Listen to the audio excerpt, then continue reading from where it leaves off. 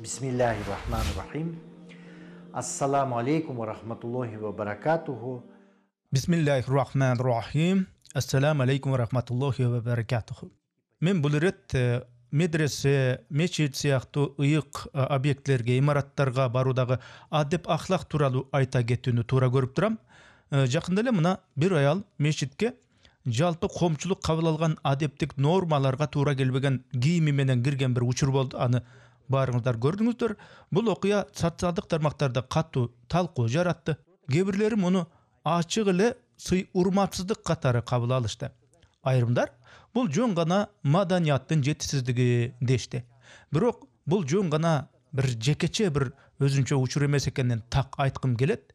Бұл адамдардын эркиндик укугу менен ыймандууларды урматтоо милдетинин ортосундагы баланстын тең салмактын бузулганынын ачык көрүнүшү.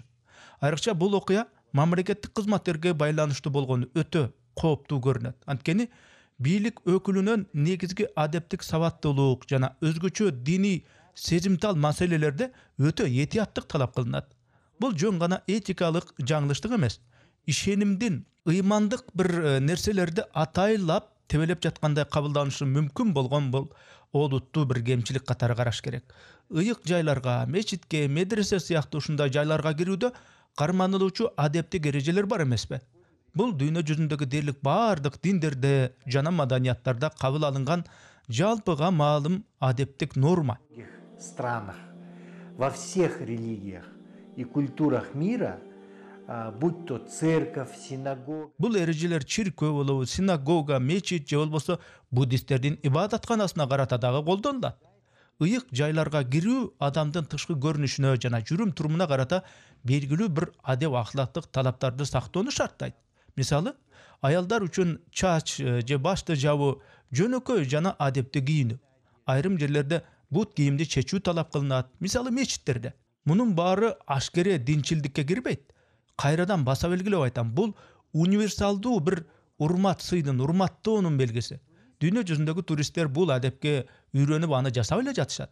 Демек, мусулмандар басымды болгон өлкөдө бул эрежелер тескерисинче болушу керек дегенге негиз жок. Албетте, бардык жерде кандай болсо, ал жактарда дагы ошондой болууга тийиш.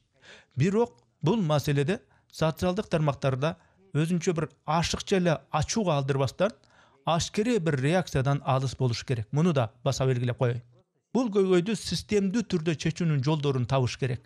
Мындай учурларды массалык маалымат каражаттарында жана социалдык тармактарда апыртып эле көбүртүп жабыртып талкуулоо тескерисинче коомдун ичиндеги карама-каршылыктын күчөшүнө алып келиши мүмкүн. Башкача айтканда, бул коом ичиндеги баалуулуктар системасынын бөлүнүшүнө же кагылышына чейин жетиши ыктымал. Тактап айта турган болсок, динчилдик менен секулярдуулуктун ортосундагы чыңалуу күчөшү мүмкүн.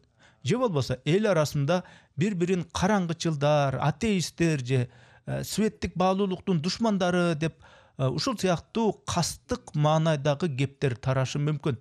Бирок менин оюмча, бул маселедеги негизги себеп бар элге алдын ала түшүндүрүү иштеринин жетишсиздиги. Разъяснение для тех, у кого не доходит. Айрым адамдар үчүн этиканын маңызын акыл эс менен түшүнүү оңой болбойт. Ошондуктан менин сунушум бул багытта айрым бир практикалык кадамдарды жасоо ашыкча болбойт эле. Мисалы, мамлекеттик кызматкерлер үчүн жалпы этика боюнча атайын окутуу курстарын киргизиш керек. Бул курстарда динге тиешелүү атайын эрежелер, сый урмат мамилени үйрөтүү камтылышы абзел. Мындан тышкары, Кыргызстандын калкынын диний маданияты боюнча жалпы түшүнүк дагы берилиш керек. Анткени бул тема жалгыз эле ушул бир мечитке гана эмес, бардык башка диндердин дагы өздөрүнө тиешелүү ыйык жайларга тиешелүү. Туристтер көп каттаган мечиттерде атайын эскертүү тактайчаларын же бир инфографикаларды жайгаштырып илип койсо болмок. Мисалы, ар түрдүү тилдерде жазылган табличкалар мечитке башты оронуп, жолуга оронуп же атайын жупуну кийинүү менен узун кийинип кийиш керек деген сыяктуу. Же болбосо кире айрыкча туристтер үчүн, башка жактан келгендер үчүн мечитке кириш үчүн атайын кийимдерди берип туруу боюнча бир шарттар түзүлүш керек. Мындай тажрыйба Түркия, Өзбекстан сыяктуу өлкөлөрдө жакшы жолго коюлган. Анткени бизге жакынкы чет өлкөлөрдөн, мисалы Орусиядан, Беларусиядан жана башка өлкөлөрдөн көп туристтер келишет эмеспи? Ошондуктан мындай адептик нормаларды сактабоо ниети жаман болбосо дагы ыймандуу момун адамдардын арасында нааразычылыктын күчөшүнө себеп болушу мүмкүн да. Же болбосо коомдо диндин бир ыйыктыктары тепселенип атат деген ойлор дагы пайда болушу ыктымал. Мындайда элдин жообу интернетте катуу, агрессивдүү болбошу керек. Дагы бир жолу баса белгилеп айтам. Анткени ал адамдын оюнда жамандык болбошу мүмкүн. Мындайда хуснузан, жакшы ойлоо, жакшы күмөн кылуу, адамдын ниетин жакшы жактан кабыл алуу маанилүү. Анткени эч ким бирөөнүн ички бир ниетин биле албайт эмеспи. Бирок ошол эле учурда бул теманы таптакыр эле жаап көрмөксөнгө салып коюу да туура эмес. Эгер бул маселени көтөрбөй коюп, унчукпай кое берсек, анда коомдогу абалды түшүнбөгөнүбүздү көрсөтөбүз. Кептин баары бул учурда бул сыяктуу кырдаалдардын себеби жаман ниет эмес, жөн гана этиканы билбегендик, маданияттын жетишсиздиги деп кабыл алсак эмнеге болбосун.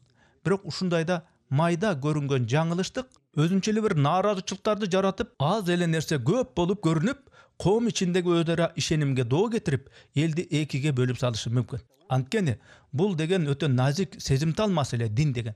Ага ар тараптан чоң жоопкерчилик менен мамиле кылыш керек. Айрыкча мамлекеттик кызматкер болгондон кийин жөнөкөй бир адеп ахлактык түшүнүк сөзсүз болушу керек да.